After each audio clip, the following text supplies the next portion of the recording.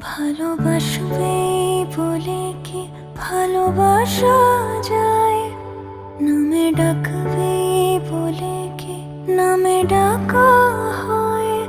হাত ধরলে বলে কি হাতে হাত কি থাকে চিরদিন? ভুলে দুজনেতে কেঁদেছি বারবার, খুব নিজের ভেবে মরেছি বারবার। প্রণয়ে প্রণয়ী হয়ে থেকে যাবে কি চিরদিন?